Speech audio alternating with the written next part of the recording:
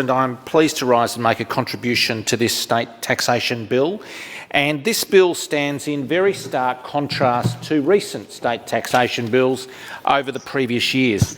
Each of those years has seen a huge surge in taxation, with a raft of new taxation measures introduced. This bill, by contrast, and the context is important here, cleans up the results of mistakes in previous years in a number of areas, and indeed makes a number of modest changes. I will quickly cover some of those areas. The Borrowing and Investment Powers Act, which makes amendments to provide new regulation-making powers.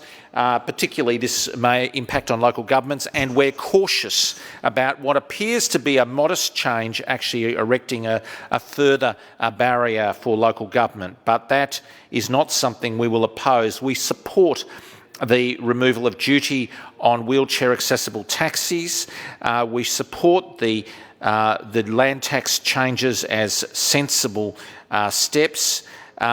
We note that the payroll tax changes are modest, and we note that the Clean-up Act on the windfall gains tax is this, I think, a first step in cleaning up a lot of problems with that windfall gains tax bill, a bill that we oppose strongly, a bill that imposed a big new tax on housing, and a bill that actually is going to have a huge effect on housing affordability. And we're conscious, let's be clear, of the issues here, and the decision to exempt universities from some of the windfall gains tax provisions is not opposed by the opposition, but we note this is a first recognition of unintended effects by government of the nasty windfall gains tax that was passed a year ago. We do have significant quibbles with a small clause in this, clause 34, which relates to objections lodged out of time.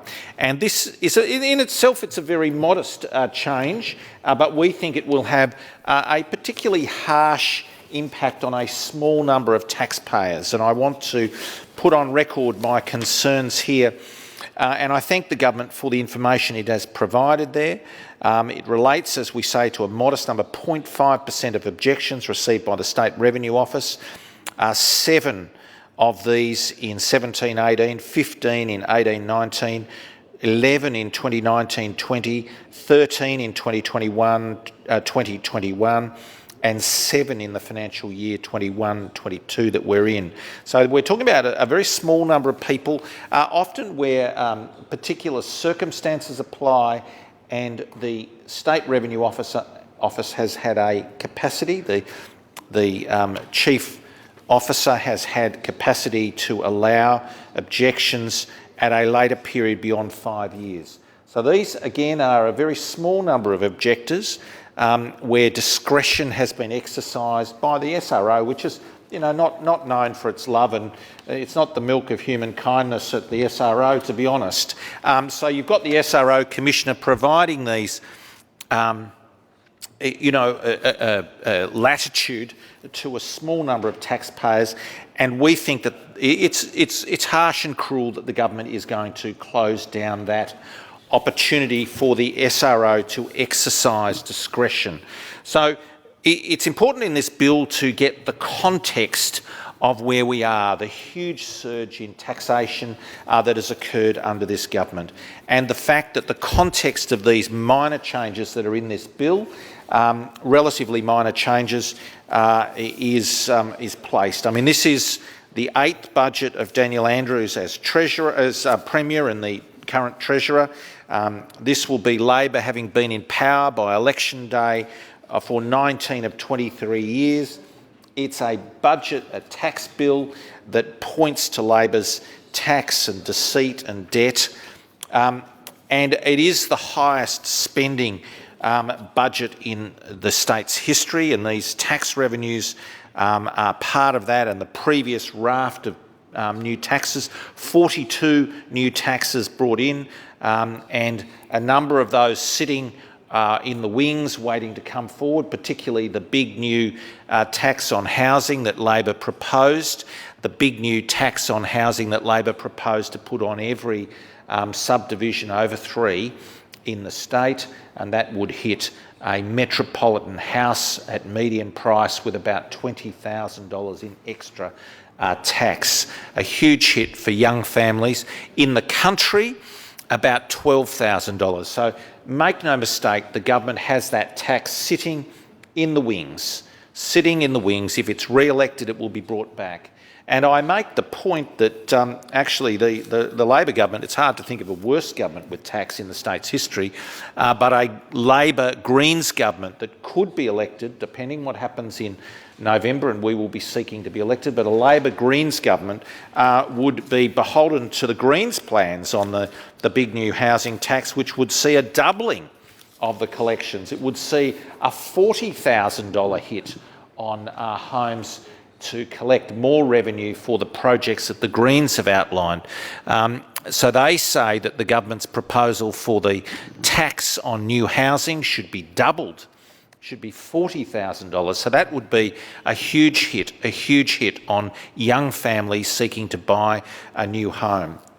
As I say, the highest spending, highest taxing and biggest debt government in Victoria's history.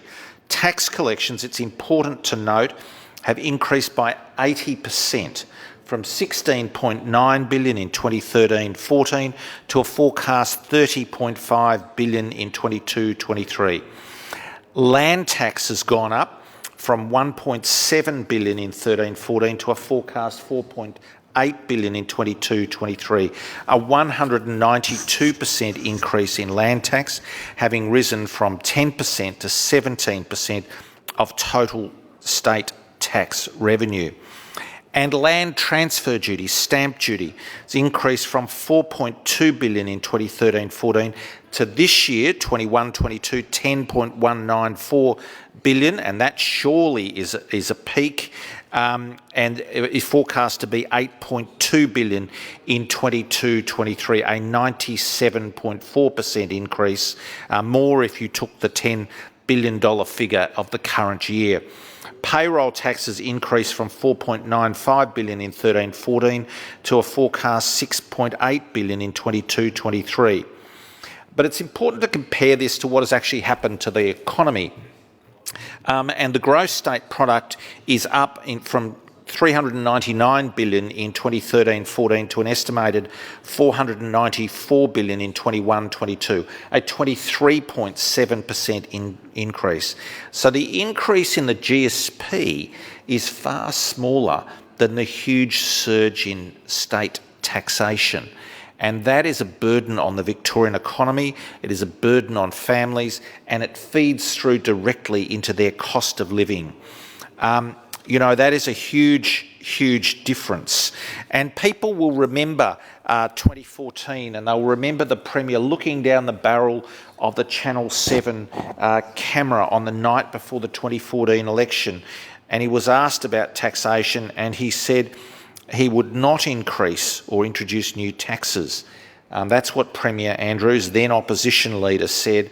I make that promise, Peter, to every single Victorian.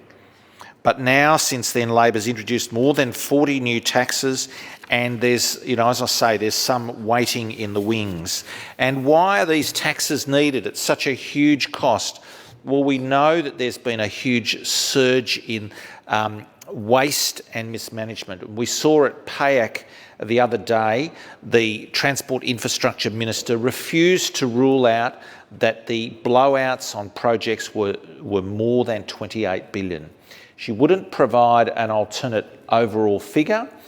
She refused to do that, but would not rule out that they are much greater than $28 billion in cost blowouts. This is waste on projects over and above the amount, over and about the amount. Well, Ms Taylor, it may be inconvenient for you, but actually the revenue that comes in through the state taxation bill is a very important context here. And as I've outlined, state taxes increased across the period of this government, and this bill amends some of the mistakes that were made by this government in the previous years. For example, the windfall gains tax, which is such a huge hit onto housing affordability, they've had to make amendments in this budget to correct the problems in the previous budget, removing university projects from the windfall gains tax, and we don't oppose that, but we recognise that that is just the first of a series of blunders that have been made in the windfall gains tax process. So waste and mismanagement, more than $28 billion of project waste and blunders, cost blowouts. And this is a government that can't control its costs. It can't keep its costs under control. And we see that wherever we look. And there is increased debt, and I'll have more to say about that later in the week. But the debt will get to $167.5 billion by 25-26. That is what is put in the budget this time. We think that that is conservative, and we know that Moody's and Standard & Poor's are very worried about the Victorian economy. They have singled out the Victorian budgetary position as distinct from the other states, and it's pretty clear. Moody's has stated that Victoria is at risk of a credit downgrade, potentially forcing up the debt servicing costs as a share of state revenue.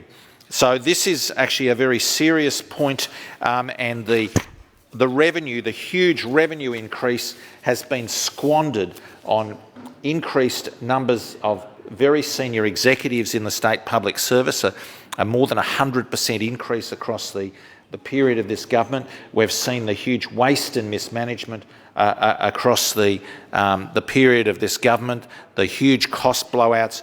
So huge tax taken in, but a failure to use it well. As I say, the ratings agencies have been very clear about the position of Victoria, noting that Moody's said, despite the underlying strength of the Victorian and broader Australian economy, we expect Victoria's debt burden will not stabilise before the end of fiscal 2027, further increasing pressure on the state's rating. At Standard & Poor's global ratings agency, analyst Rebecca Hovton warned of ongoing concerns about Victoria's finances. And she said, while the budget marked a strong recovery post-COVID, after capital account deficits and rising debt levels remained key downside risks. She said the state's debt levels are likely to soar past 200% of operating revenues by fiscal 2024 due to historically high infrastructure spending, exacerbated by inflationary pressures and some project-related cost overruns. Well, I think that's the understatement of the year.